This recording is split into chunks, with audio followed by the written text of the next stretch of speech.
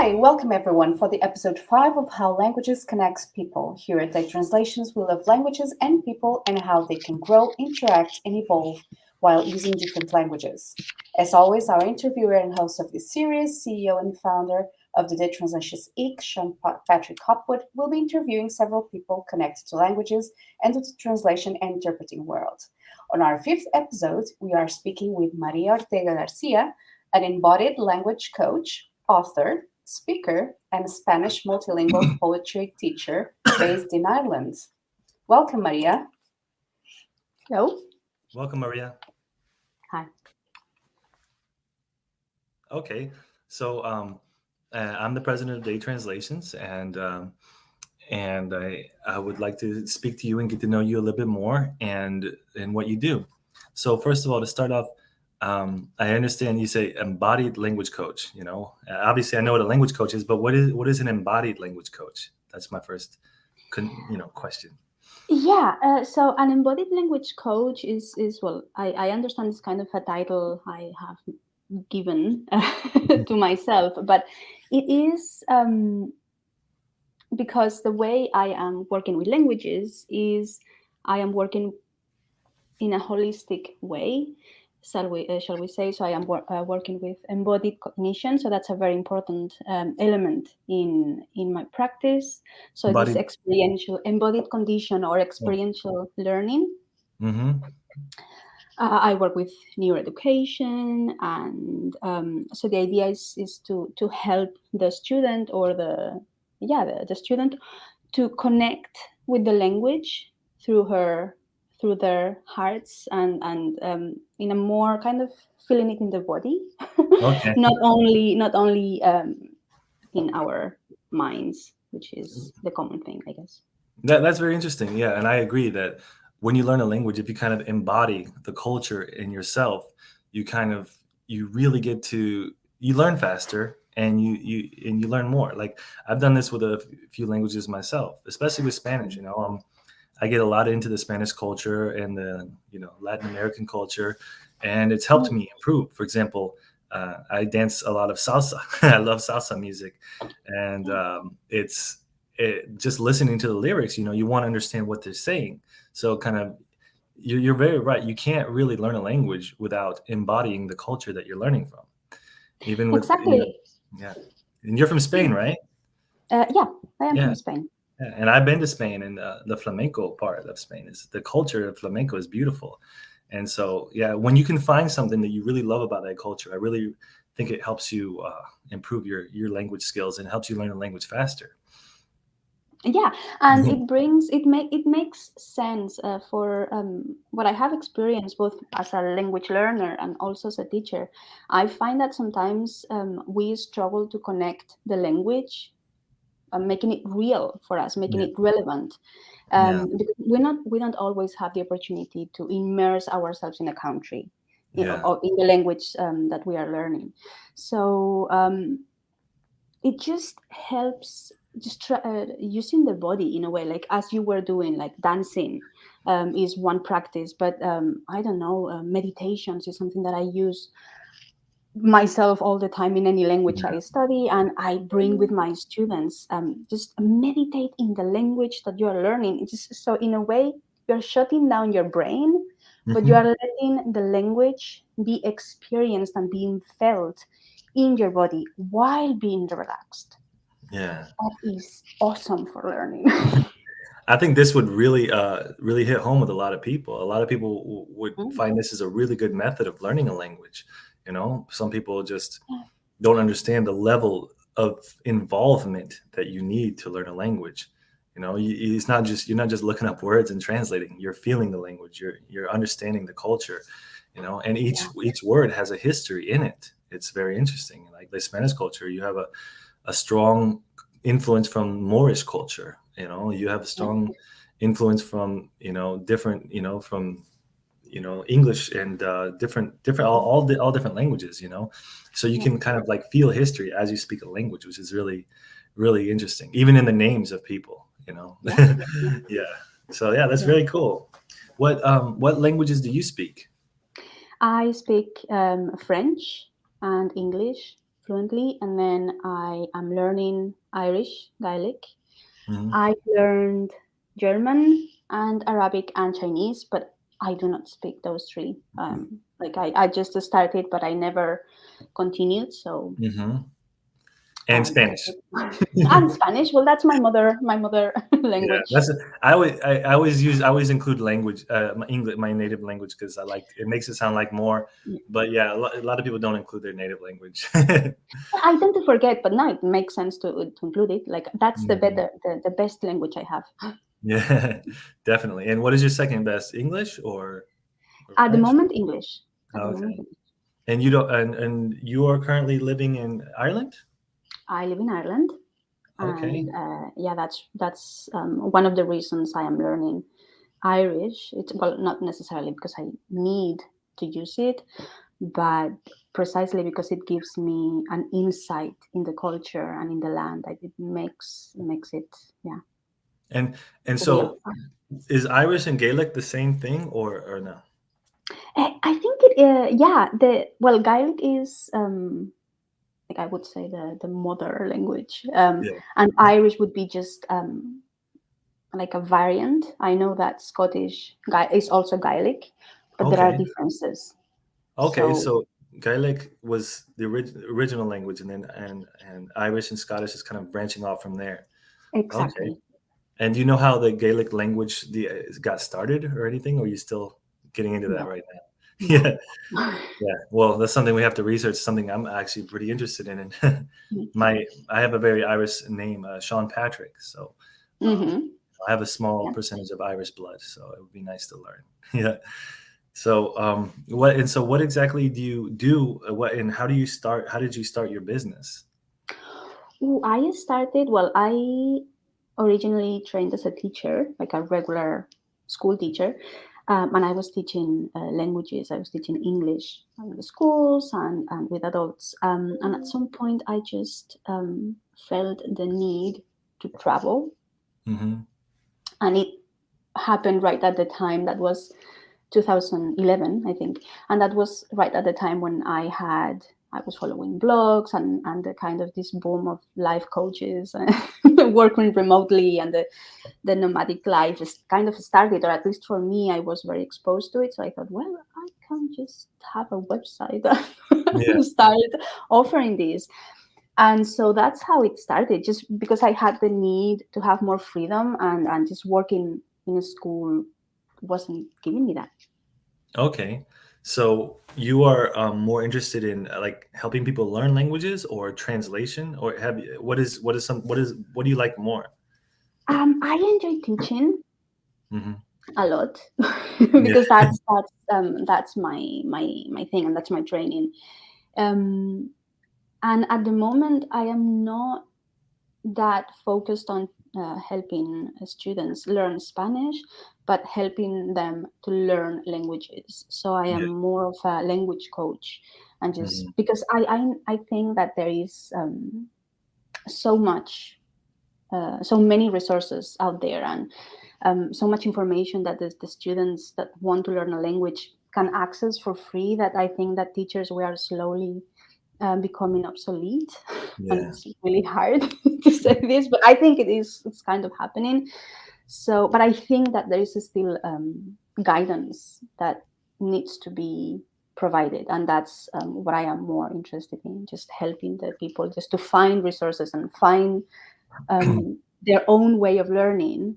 And then once they know that, because I think that's not that common, when we are starting learning languages, we kind of need to understand that the way we learned languages in school is not the way we are going to be learning languages as adults. Yeah. So kind of discovering how we do learn, and then finding resources and finding just ways to succeed. That's Yeah. something that I am doing more at the moment.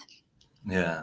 And that's great. And I think people like you are extremely important in business and just in medicine and law and all these different industries because I think cultural sensitivity and linguistic understanding is an extremely important part of what we do, like day translations. I mean, Mm.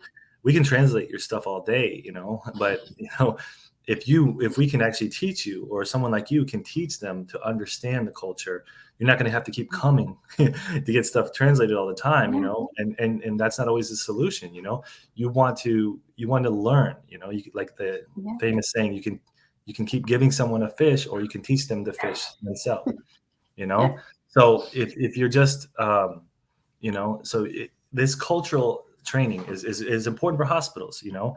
If you have we had an interpreter at our company, and we had her go. She's one of our greatest interpreters, and we had her go to an interpretation project for a Chinese in a hospital, and the patient would not eat anything in the hospital. You know, it doesn't matter what you translate. You know, you have to understand the culture. So our interpreter actually was a very culturally knowledgeable as well. So she helped. She spoke to the patient, and realized the patient did not feel comfortable with the food that she was given, did not feel comfortable with the environment. I mean, there's so many different things. I mean, coming to America is a cultural shock for many cultures. Just as, you know, if I moved to Iraq, that would probably be a cultural shock for me. You know, embodying a culture, embodying a language is really important, and it's a skill that a lot of people don't have. And if you can help people with that, I think it's something really beautiful. Help people understand other cultures, make them feel comfortable. That's one of my favorite things to do. I live in Tampa, Florida, and we have a lot of tourists here. I love to make people feel comfortable here when they come from other countries.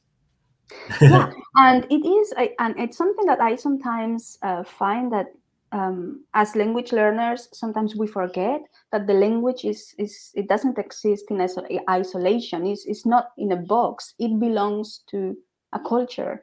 And sometimes, most in the past at the beginning, but sometimes I found students came to me wanting to learn Spanish, and I would ask them, why do you want to learn? And their answer was, for example, because I want to live in Mexico, or because I live in this area and I have a lot of Latin American friends. And I had to tell them, well, I am Spanish. So I can teach you Spanish, but I believe that you probably would be better off with a Latin American teacher or a Mexican teacher if you can find, because these cultural elements that have to be taught in the language. That's so essential. That goes with the language. It cannot be just I learn the language and then I ignore culture.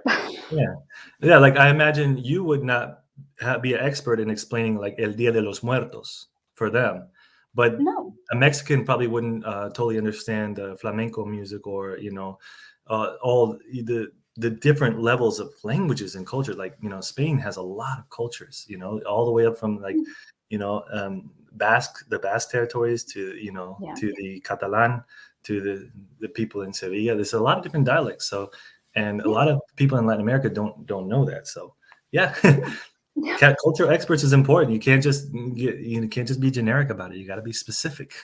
And if you have to talk about it, that has to be a part in the learning of a language.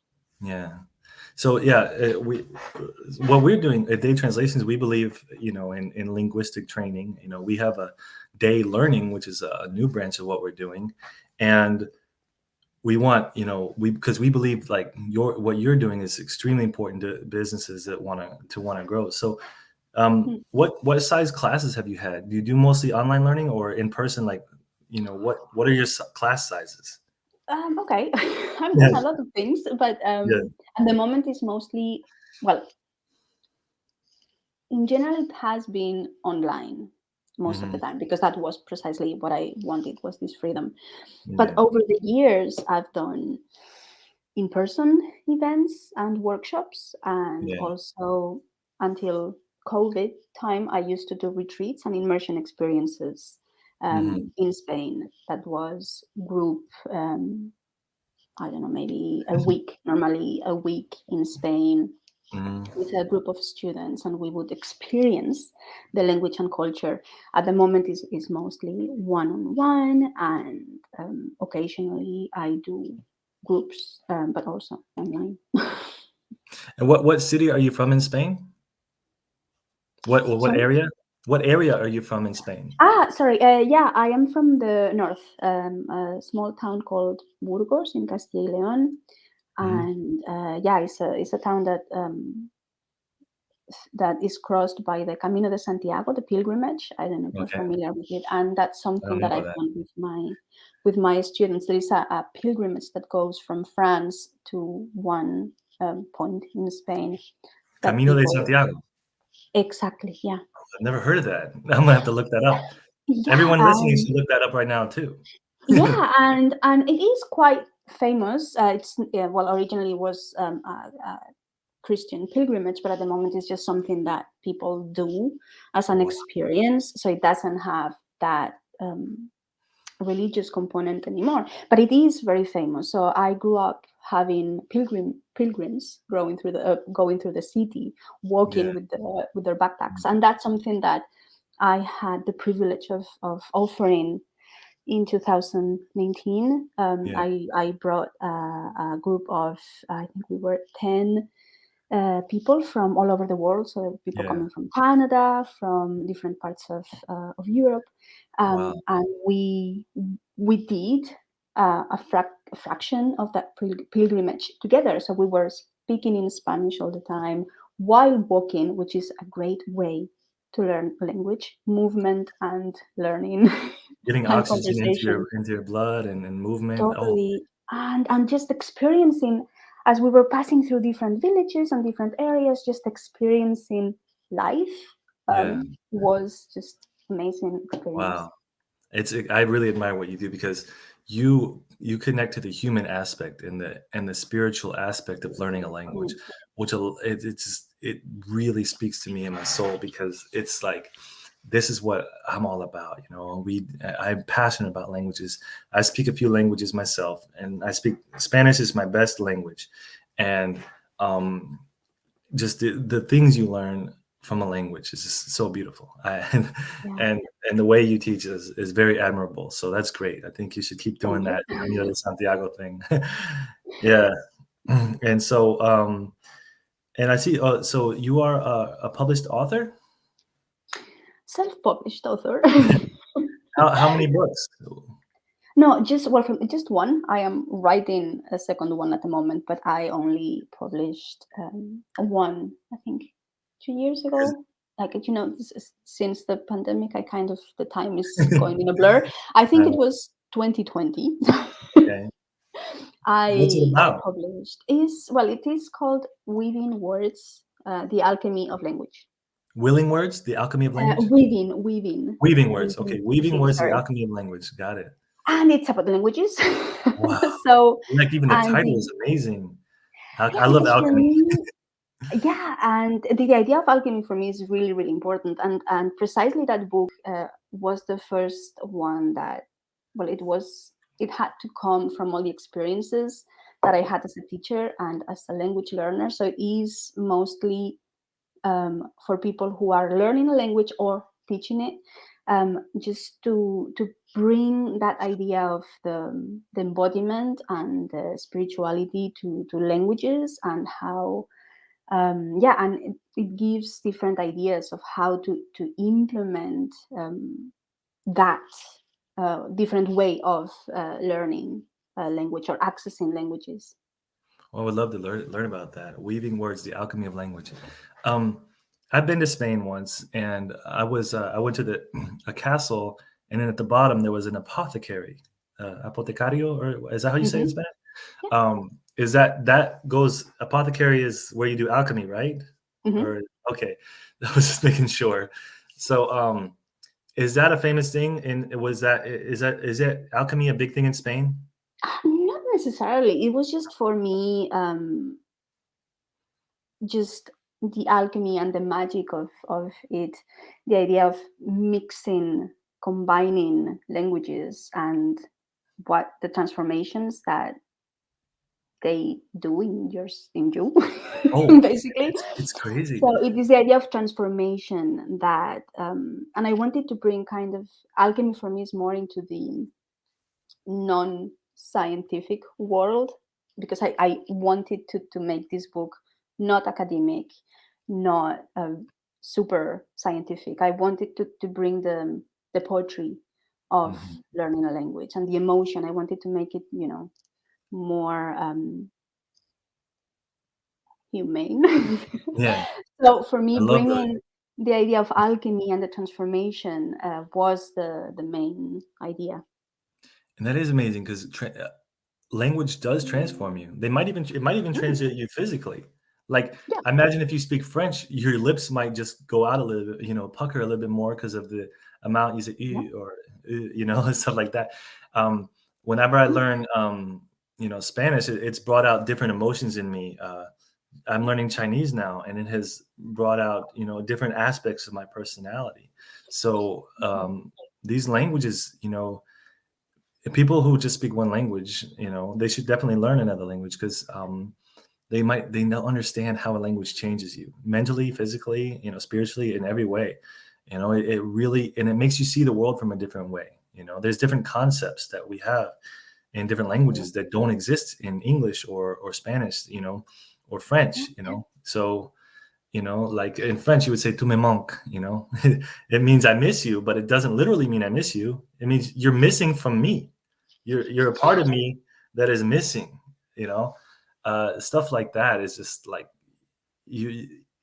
so if you speak to a French person, they say that you don't know what you could translate it, but you don't actually know what they're feeling until you understand the cultural connotations of that word. Exactly. It is the emotional aspect that I think it is so important. And I like to always say when I talk about languages that learning a new language unlocks a part of yourself, unlocks some personality traits that maybe you didn't experience. So maybe a mindset or a way of seeing the world that it is not in your language. So it is really kind of unlocking or shedding a light into parts of you that were in the dark when you were just speaking one language. Do you think it actually gives you multiple personalities in a way? I don't think it gives you multiple personalities. I think that it expand your personality range. Yeah, because I've had people tell me that I'm much nicer when I speak Spanish. So What? yeah. So I just would speak to me in explore Spanish. why. Por favor, háblame en español porque así estás más simpático, más tranquilo. Siempre me dicen eso. So I don't know. There is something that permeates through the language. I think that when we learn a language and we maybe not at the early stages, but when we start, understanding the language, there is something that permeates through us. Yeah. So beside language, what do you do with your free time? I like to go for walks. You're a really nature person. Yeah. Yeah. I need movement. So if I don't move, I feel like a cat in a cage. But yeah, I go for walks. I like to write poetry. That's my thing. And exploring poetry in different languages. That's something that is really exciting to me. Yeah, there's a lot of interesting. I love going for walks too, especially in forests. I don't know if it's like this in Ireland, but in Germany, they have a lot of like mystical forest. They call it Zauberwelt. It's like I don't know what that means exactly. Zauberwelt. There's these forests that they have little rivers. It's beautiful. It looks like a painting, and a lot of linguists and are kind of creative and philosophical people, and we do like to spend time in nature and forests, and I live in Florida where there's a lot of beautiful forests, so it's really nice. Well, Ireland has it's very green as a country. So it has I like to describe them like fairyland. Literally, I have never experienced that until I came to Ireland and I went for walks in the forest. It's like I can see the fairies. This is fairyland to me. It feels magical. It feels magical. Nature is magical. So out of all the languages that you speak, do you have a favorite word or a couple words? I do have a favorite word, and it's in Irish. It is anam, which means ANAM, which means soul. That's my favorite word in every language, probably. And so yeah, it's pretty. Yeah, it's a pretty beautiful word, and I think it has. Yeah, it definitely has. Has a lot of meaning in a lot of different languages. So what are your goals in the near future? What Yeah, well, my goals for the moment are just keep doing what I do and reach as many people as I can, because I think that languages are part of my life purpose in a way, and just helping people to unlock these parts of themselves through languages. That's something that I can do. I enjoy doing, and I think I do it well. Yeah, So just yeah, keep on doing the same. yeah. Well, I can imagine that you would be definitely the type of person that someone would want to learn a language from. You make it fun, and you make it feel like they can connect with the culture. So do you have any? Do you have any plans on learning any other languages right now? No, I have enough with Irish, because I am also learning it in a very slow way, but I'm trying to learn through poetry. Mhm. So it is quite involved, or through reading. So it's taking me time. So I just want to spend time with Irish. It's kind of a relationship. We're at the beginning, and I am just fully Yeah. in it. Oh, that's great. That's wonderful. So, all right. Well, we've don't want to make it too long, but we've learned a lot about you. So do you have a Thank you. website? I do have a website. It's my full name, mariaortegagarcia.com, and that's MariaOrtegaGarcia.com. yeah, and Okay. that's where everyone can find me. Okay. And your book is called again? What is the name of your book again? Within Words, The Alchemy of Language, and it is Reading Words. available in Amazon. Okay. Yeah. So this is something that's really important.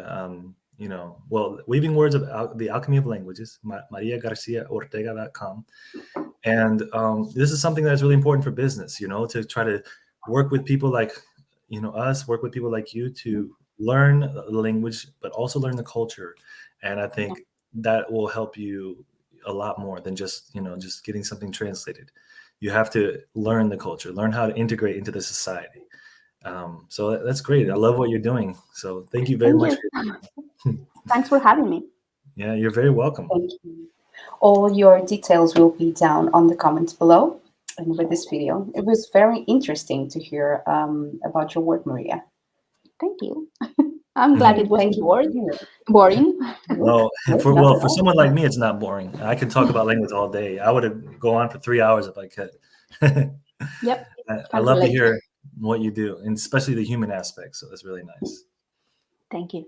Okay. Okay. Thank you very much. And thank you for everyone that is watching the podcast. And see you on the 6th episode. All right. Bye. Thank Bye. you.